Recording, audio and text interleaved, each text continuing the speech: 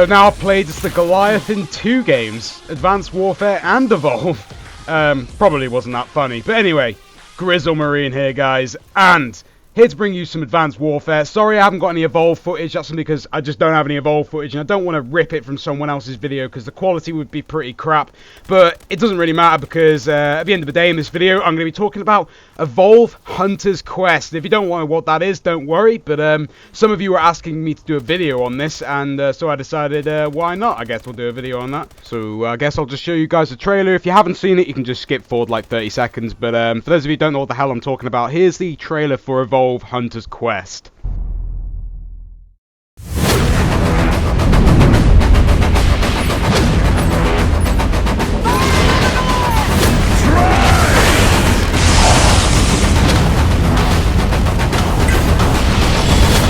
Got you! Open fire!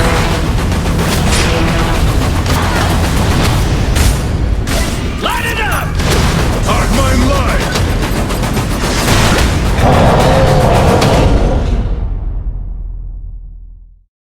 Now, when I heard my favourite game this year had actually made an application, I genuinely got excited, and that was probably because I thought it was going to be something a bit like, if you've never played Nazi Zombies on mobile devices or on iPad or whatever, it's basically just the same, but obviously on an iPad or whatever. I genuinely thought they were going to make it so you could play Evolve on your iPad or phone, and I got really excited about that, but instead they've brought something a little different. Now, the whole concept of it is a bit like the game Candy Crush. If you've never played Candy Crush, basically you're matching the same coloured symbols of the hunters. You know, it's baby stuff. It's pretty damn simple. And then the monsters, or and the hunters then attack the monster, and the monster attacks you, which wouldn't be that exciting, to be honest. And when I played it, I didn't really find it that interesting, but there's a big reason to why a lot of people are probably going to download this app and are probably going to play it. And this is because you are actually able to level up your characters in the actual game on your PC or console from this little app. Now, there was a reason I liked it and a reason I didn't really like it. The good thing is, it's great. You can level up your character while you're not playing on your console, so you can do it on the go. It's simple. That's pretty cool. But the reason I hate this is the fact, if you just look closely at this screenshot, you can see that you can buy abilities for the actual game by using the points that you get in the game. Now, when you're playing the game, you get these mastery points, which you can see in the top right there. But then what you can actually do, and this is the way Valve have made it so that they get money off it, is they've made it so that you can buy that in-game money on the app. So you basically use that in-game money for both buying those abilities, and the other thing is to progress in the game, because they make the game actually very hard to get through.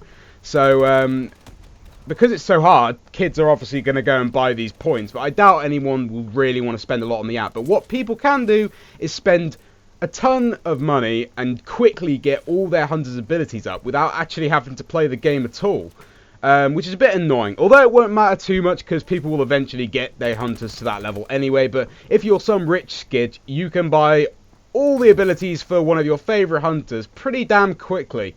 Which is a little bit unfair. So, you can get, for example, I like playing Abe. I could get his stasis grenades to have 10% an increase in radius, as well as loads of other abilities, if I just bought a load of stuff on the app. If you have no idea what I'm on about, just feel free to go and download the app. I mean, it's free. Just don't buy any of the points is all I'd say. I mean, it's just a way of Evolve trying to gain more access to your money, which, to be honest, I think they've got enough of. Let's be honest. They've made you download or buy a DLC before the games even come out. So be careful in terms of doing that. But it's this guy. Now, I don't know whether you've played the app or not, but the guy who talks you through the tutorial is in fact someone I haven't seen before, and Valve aren't likely to put someone in the app that may not be involved in the actual game.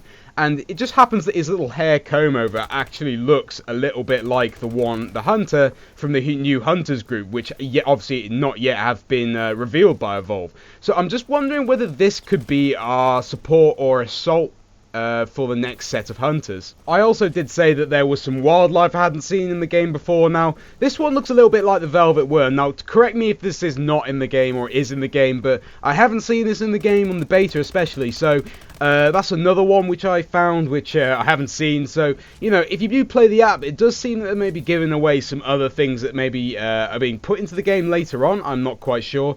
But, you know, it's worth playing if you just want to see some maybe future things in the game. In terms of the app, that's all I really wanted to talk about, because I know some of you did want to know about it. So, there you go. If you wanted to know about the app, now you know. Yeah!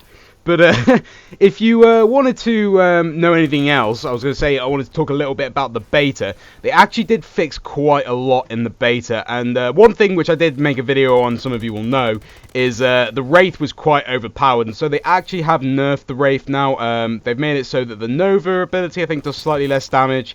They've also made it so that the decoy takes a lot longer to cool down, because people were just spamming that shit, and then hunters were getting it trapped before they were actually getting it trapped, and so people were getting rather pissed off. So the Wraith has been nerfed. But if you want to check out any more of the beta fixes, you can go to Evolve's website on their news, and it does list all the things that they changed, which is pretty important to read, I guess, because you can then find out whether, you know, your favourite monster or characters have been nerfed or buffed or whatever. But that's all I wanted to talk about. I guess the most important thing was we might have had the new hunter revealed in this video, so I'm not sure. Maybe it's nothing to do with the game. I highly doubt it though. So please leave a like if you guys enjoyed. It's been your boy Grizzle Marine, and I guess I'll be seeing you next when Evolve's coming out, which is probably about 8 days from now. So probably 7th when you're watching this. Yeah. See you guys later.